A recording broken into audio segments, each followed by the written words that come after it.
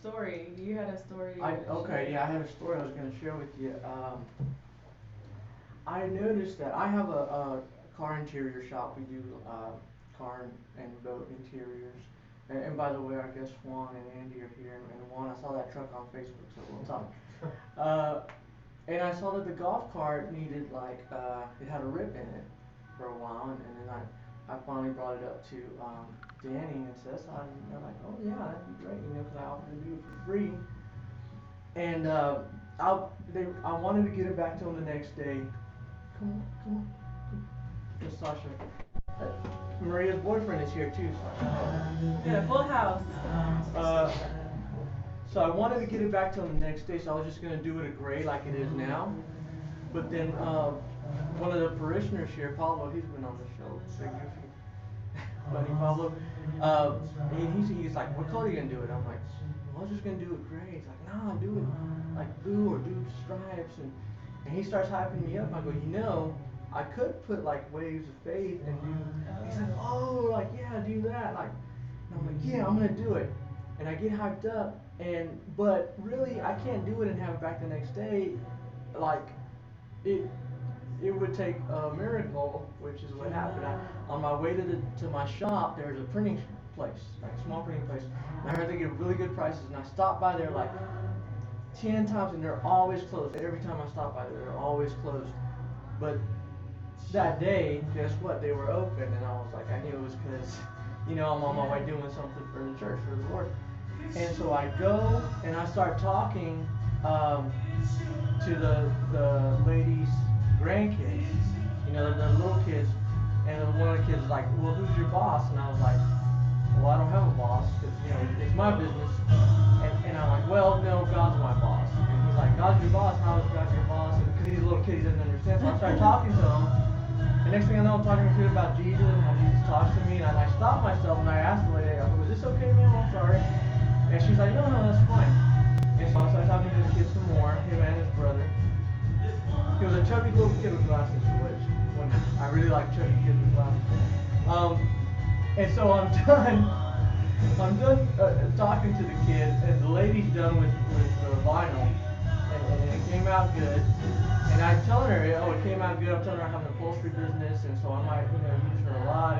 And she just stops me and just cuts me off and goes, I had an experience today. Okay. Yeah, just like that. And she's like, I was here earlier today, and I was talking to a preacher's wife. And not her preacher, because the lady doesn't go, she's like Catholic and doesn't really go to church. Sorry, Catholic. But she doesn't. She was just talking to the preacher's wife about some job they were going to do, right? And then she says that I heard these voices, these demonic voices in Spanish, she's telling me. And she kind of mimics the voices. She goes, I dropped the phone. And I still heard the voices. I didn't want to go near the phone. I unplugged it because it was like a landline. Because I unplugged it and I left. And I had to leave to calm my nerves. And then she said she calmed her nerves. She called her husband and to calm her down. And then she came back to the shop. And when she came, she was still there. That's why she brought her grandkids with her. So she said that the preacher's wife called her. Then again, to talk about that thing, but they got to talking and they were like, the preacher's wife said that she heard these voices too, and as she was shaken up, she had to call her husband to come home and calm her down. Like that's how she goes. Even talking about it now, it sends chills down my spine, and I'm like, so I'm thinking, okay, like none of this is a coincidence. None of this, I know what's going on, and I love it because he hadn't used me like that in a bit.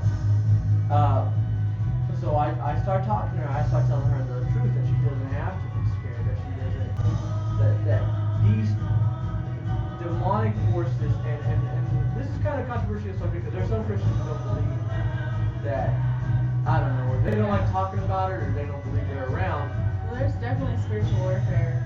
I mean, yeah, that's how I came to know the Lord, is through the enemy revealed it to me. But anyway, I told her that these things are scared of us. When we're with the Lord, or the Lord's with us, He's in us, these things are afraid of us and we don't have to be afraid.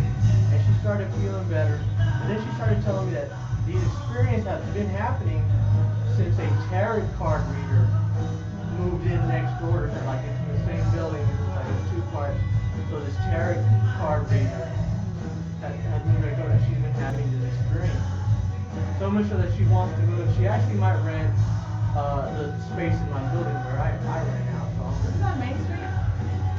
no, this is on 25th Street. Okay. No, and that's the thing is that these things in the north side of Fort Worth, these things are popping up everywhere, and it's because unfortunately they're ingrained in the Latino culture. These tarot cards, like my grandma read tarot cards. Like it's not like a What is it called?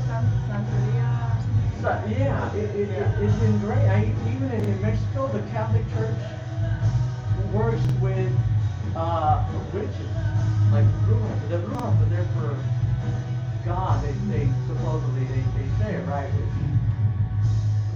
But anyway, so yeah, that was basically my story. That she had these experiences and it motivated me and I've been seeing these things pop up and I think what I'm gonna do, I'm gonna go around and start praying for these places. I'm gonna go and even try to because the tarot card readers are not the enemy. They're lost, Mm-hmm.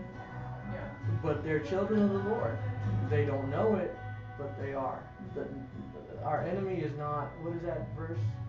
We don't war against flesh, but principalities. Municipalities. Yeah, Mm-hmm. the Lord convicted me on that a long time ago. A long time that witch that first showed me the enemy, I thought of her as the enemy, and the Lord told me, no, she's not. You should have been praying. She's your sister. She's lost, Yeah. and you should be praying for her. And sometimes I think, these these things sounds kind of far fetched, like demons and witches, and it sounds like Halloween almost. But if you've ever, been in an experience, I know I used to have a neighbor upstairs that lived above me, and he would just terrorize everybody. And he had like the only God is my judge tattooed on his thing, but then he also had a swastika, and he was just very scary, and I just sensed the presence of evil in him. I just You sensed just kind of something, sense it, yeah. and I just kept praying and praying and praying, and praying like God, like, because I lived in fear. I lived in fear. I Yeah. didn't want to go outside. I was afraid because he would like be yelling and screaming at 2 in the morning, and Mhm. cussing at his girlfriend. And so finally, I just prayed, and God. One day somebody came along, and I guess he made somebody mad, and they bashed his head in, and they had to clean up this whole crime scene and everything. Yeah. And he ended up losing part of his hearing. He was still the same person though, that didn't change him. But he ended up moving out, and so I just kept praying and praying and praying, and eventually it went away. Yeah. And another thing is a sex shop opened up in my neighborhood, back where I used to live in Saginaw. Yeah. And that shop, I was just like, why is that shop here? This is You were very upset. suburban community with kids passing by every day. Why is that there? And so every time I passed by the shop, I would pray that it would go away. I would pray against it. I would pray against the pornography and the lust and everything. And eventually the shop closed down.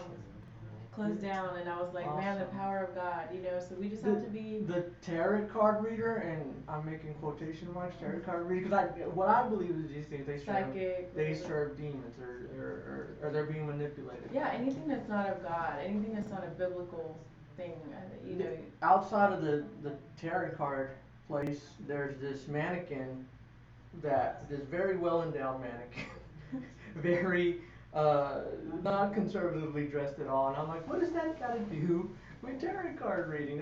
That's obviously it's all It all ties of in the together. enemy. It's all of the enemy.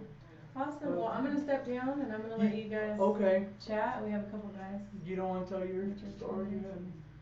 No? What story? I don't know. Whatever you're gonna share.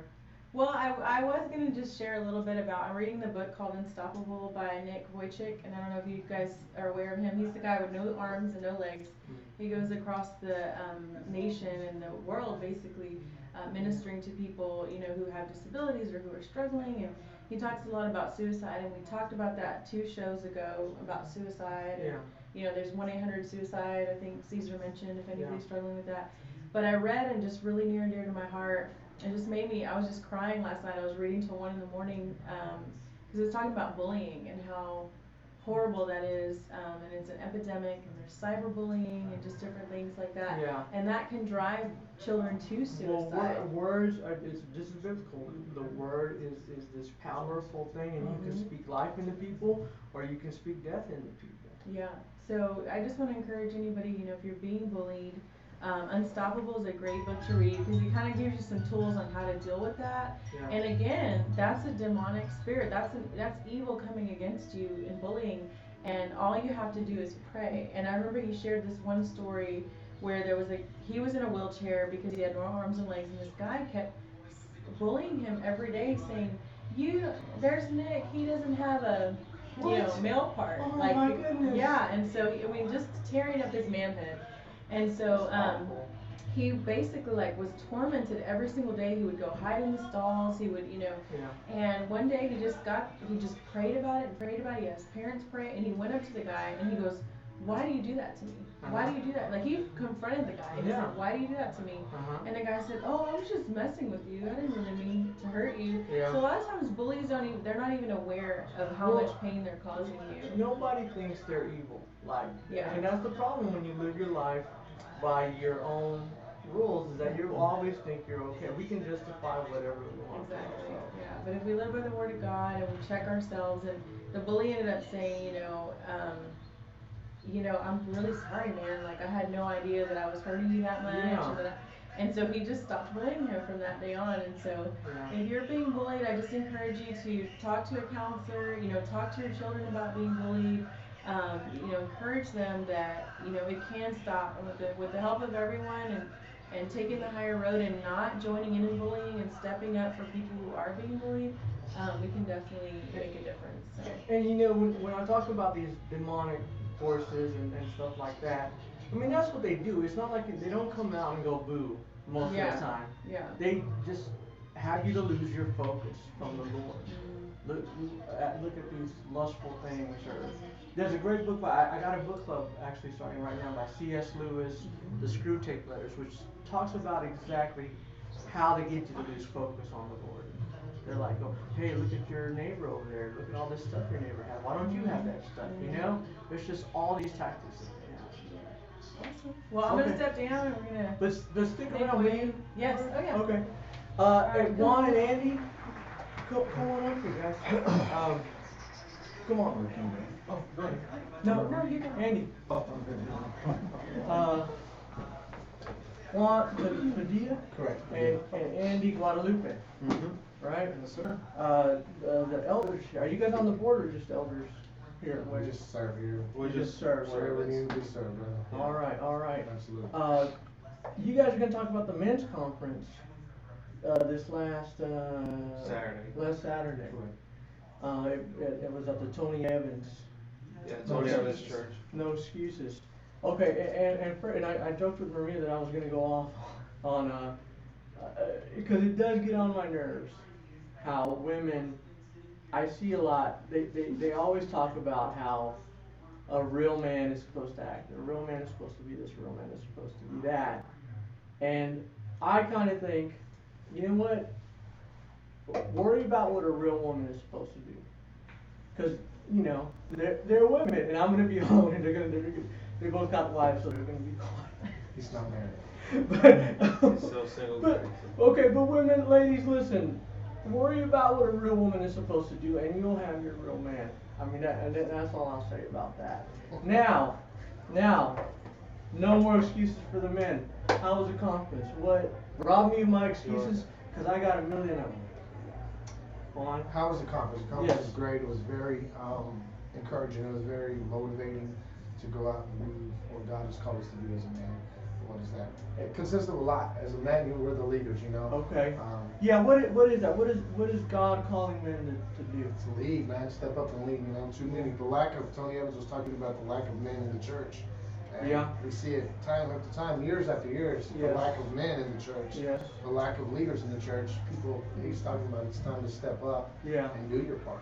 Yeah. Be the man that God has called us to be. And in a lot of churches, the women are leading. Absolutely, and it's been like that for years, Yeah. There's the lack of men, the single moms and so on and so on, there's a lot of celebrities and they talked about what an impact the man has in the man's life as a young man growing up Uh-huh. without a father.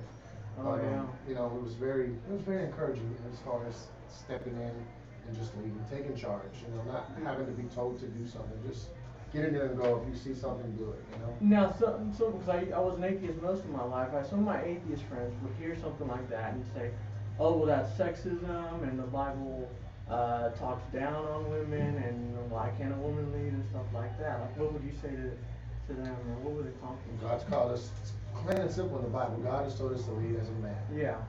We want for you women to follow. It says to submit. Women are to submit to your husband, but it spoke a lot to me as well, in the sense of I had to go back and look at my life, Yeah. the way I'm living. Yeah. Is my wife following me? Is my daughter following me? What am Yeah. I doing? What can I do to get them to follow me? To change my lifestyle? Because leading isn't just getting to tell everybody what to do. Leading is a big responsibility. It's a lifestyle. And plus, the word I know says to lead by example. Correct.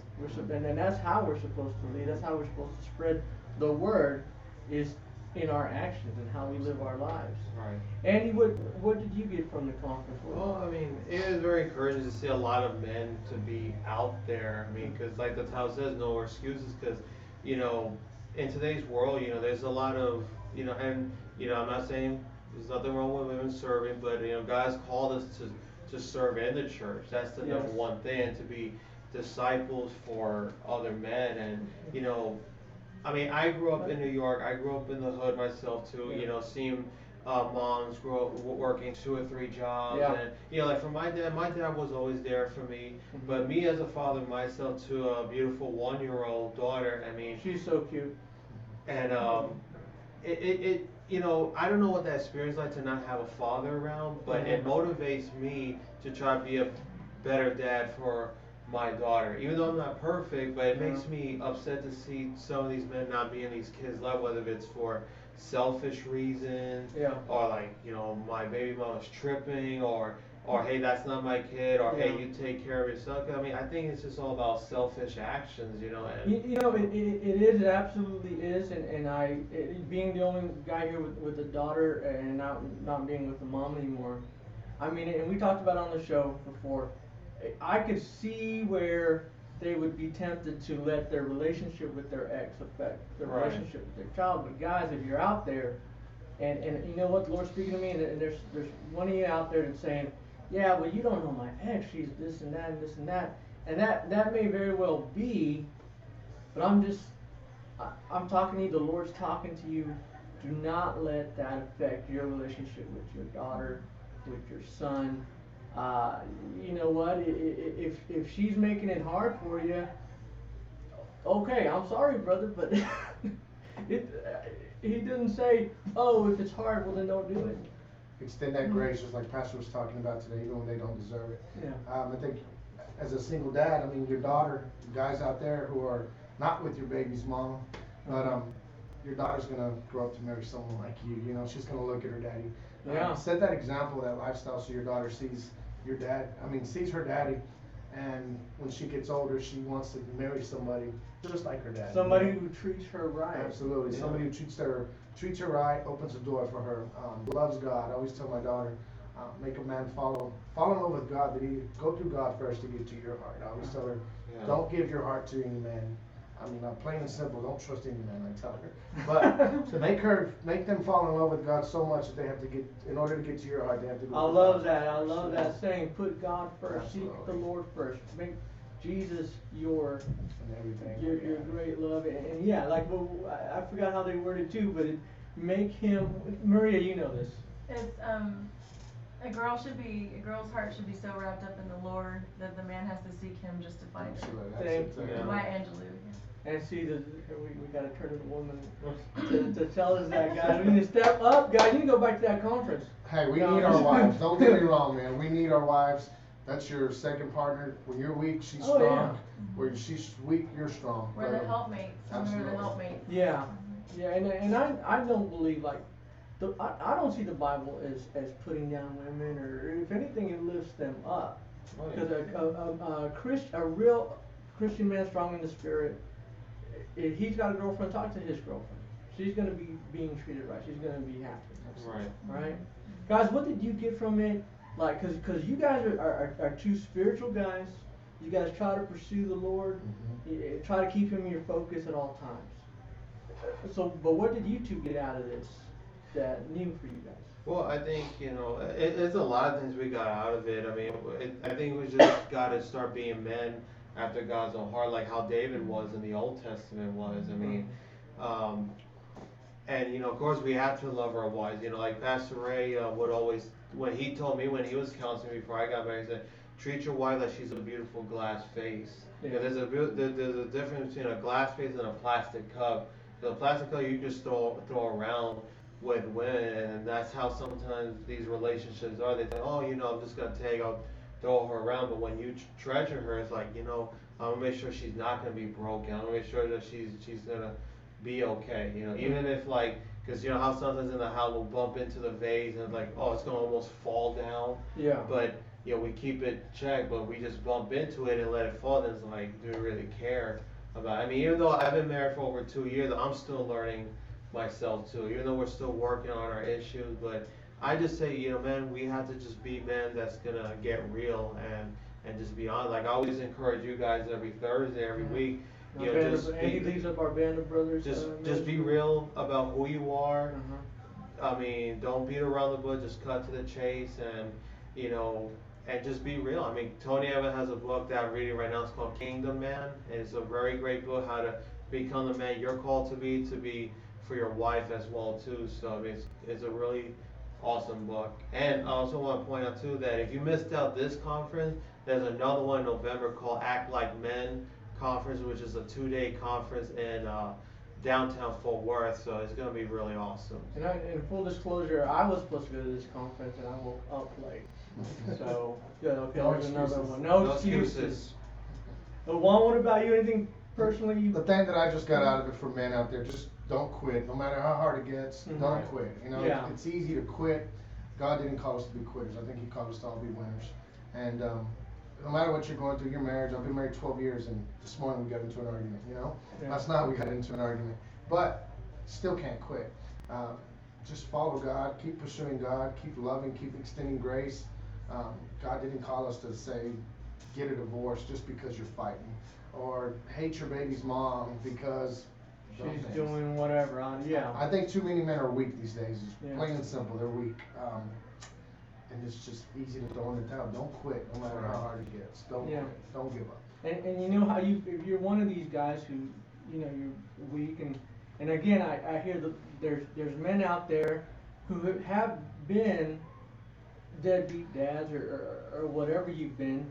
Brother, the Lord forgives you. Absolutely. I'm here to tell you that you are one of God's anointed. Okay, you're not a deadbeat dad. I'm going to take that label away. Jesus is going to take that label away from you. And you just go and pursue your son, your daughter, whoever you need to. You haven't seen them in I don't know how many years. Whatever. Go now. You're forgiven. Now, your son or daughter might not forgive you right away. The Lord forgives you. And you just keep pursuing them because I promise you that they need you in their lives. And I don't care what they say, they're going to be mad, they're going to try to push you away, but go. Your ex is going to be mad, but go and keep doing it, brother. They need you, and you're going to be so much better off for it. It's not just for them, it's for you. Absolutely. Juan, can you imagine not being in your, I'm sorry, do you have kids? Me and Crystal have Yeah, our daughter Asia. She's 12. Oh, okay. Yeah. Can you imagine not being in their lives? I cannot Absolutely not. imagine. I love my daughter. Andy, I don't have to ask you, I know. So what y'all talk about, because we see absentee men so often.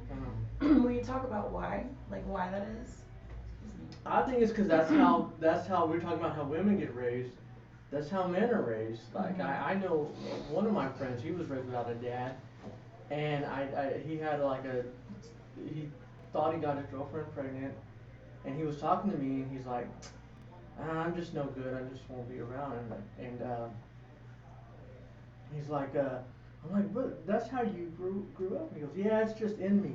And I'm like, no, it's not. You can change that. I think it's a curse, that spiritual curse. Growing up, everybody got that in their mind instilled as they grew up. I grew up, all of my family was divorced, my mom. But I'm determined to say, hey, I'm gonna break that spiritual. I'm gonna Right. break That's that. awesome, Juan. I mean, I've been through a lot with my marriage, a lot, and I'm Yeah. like, I'm determined that I'm not gonna get a divorce, no matter what happens. You ask why, but I think it's because too many men are weak. I mean, and it's honest. They're scared, cowards. I call them Yeah. cowards. I'm pretty Yeah. bold and blunt, Yeah. but that's what I believe it is, man. You know, it's that easy just to quit. It's And I coward, think yeah. many men, they see men in the church that are serving, that are fighting for their families, and they see this like emasculated man, and they think, oh, I don't want to be one of those guys who's just, whipped and always in the church and serving. But really, it takes a stronger man to be Yeah. faithful to your wife, Yeah. to Oh, yeah. not go out to strip clubs, to not do all these things that other guys are doing.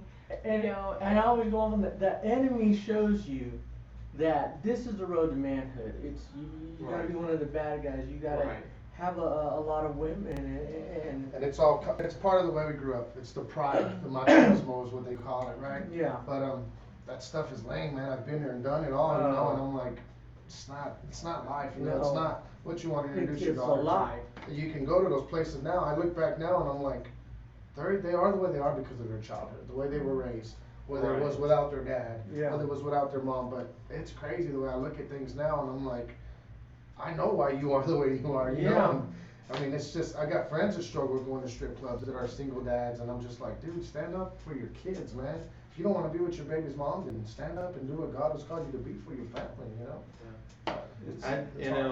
As like I said again, I didn't grow. I grew up with my dad, but it's like I could feel the hurt that those kids go through because a man he makes a big influence in their kids' lives. Yeah. You know how they live, and they make this, like, when they grow up and they don't have a dad, and they get this girl pregnant, and they feel like, hey, my dad wasn't there, why should I be there for the kids, but it all starts with you and God first, and when you get this right, then you're gonna start wanting to be more for your kids, and even like pastor named Matt Chandler said, sometimes in our society today they think, oh, it's too that's, I can't be man like that, can't be man like care, man to do it, but no, I mean, what makes you a real man is being who you are, being passionate, not the whole machismo thing or weak bravado, whatever, but just being who you are for Christ, and then Christ is going to help you to become a man for that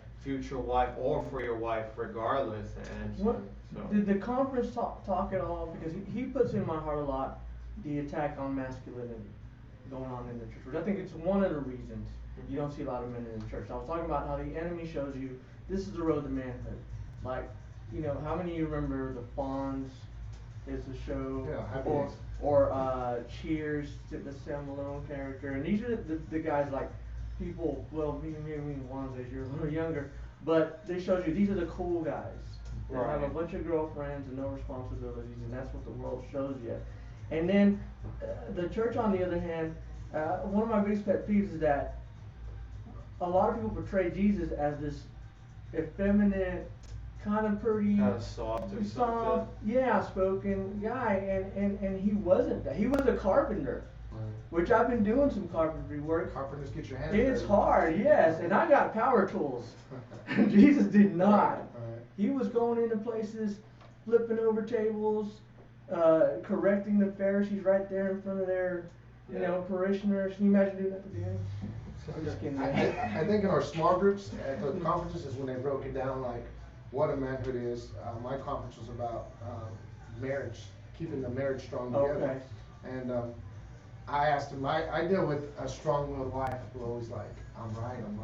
Yeah. So it's hard, but I asked a question, he's like, well, then you're not leading, and I was just like, wow. Well, let me lead. Well, it was like humbling when he put me in my place right there, but I was Yeah. like, and I got hot because there's all the men yeah. there, and I Yeah, got yeah. called out. But I was like, Oh, wow. So I was like, you had to humble yourself, you wanted to go in defense mode, but I had to humble yourself. Yeah. God calls us to be humble as a man.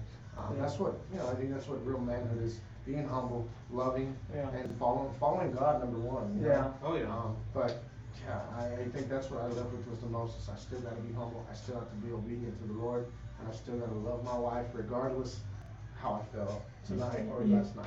I used to be a counselor a while back. I was a family counselor. And the first thing I would do, I would separate, like, mom would come in with his daughter or whoever, and I would separate them out one by one, and they wanted to go together for this reason. Mom wanted me to go in the room and tell me everything daughter's doing wrong.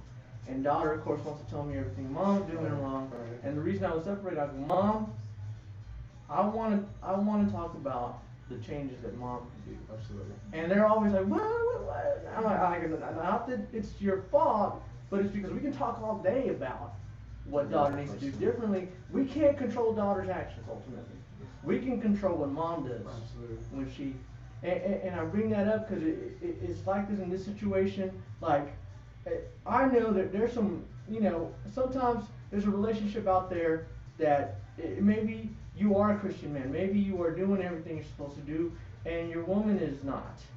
But you need to think about what you can do. Not that it's your fault, but we're talking to men about what men can do. That's why I wanted Maria out. Because we're talking to men about what men can do. There's women out there, they need to do their part too. But I'm gonna let Maria come on with 2 other women and talk about that. We just need to talk about our part, right? Absolutely. Accept responsibility and just man up. It's time to man up. Do your part. And if you're following Christ and God's for you, then who can be against you? Exactly. Right. If you want the perfect example of a true manly man, look how Jesus lived his life. So, that's the example. And again, my atheist friends, well, look at the Christians. I go, no, don't look at the Christians. Especially don't look at me. Look at the Lord. Amen. And again, I need to try to live up to that Christianity if I'm going to be representing the Lord. No more excuses. I need to do better. And it's encouraging to have other men as accountability partners. If you don't have someone, it's very encouraging. I'm encouraging you guys to get somebody who can hold you accountable. Hey, my friends are going to the strip club. I don't want to go. Well, that Andy can call me and say, hey, Juan, and start talking about, hey, you got a beautiful wife, you've got a beautiful daughter, you've got a great job. What are you doing? Get your head in the right place, But it's very important as men to have that accountability. It's so important to, iron sharpens iron. So there's another man sharpens another. When I hang around these guys, when I go to Band of Brothers, I get recharged. I get recharged because you go out in the world and the enemy runs this world. Absolutely. One of my favorite songs, DMX. What do you remember the name of the song? He says Jesus' name. Yeah. Oh Lord, give me a sign. Oh yeah. And a verse in there goes, "'Cause it's right from the start that they held me down, but ain't nothing they can tell me now." And it is right from the start that the enemy, that the world starts coming on you, putting this bad stuff on you. Your dad's not around, your mom's on crack, or I don't know. Right. You get bad stuff in this world, but when you get to know the Lord, brother, I'm telling you, He just takes all that away. Everything the enemy did, Jesus is just like boom, because it's God. Absolutely. It's God, and if He's with you, who has a chance against you? Right.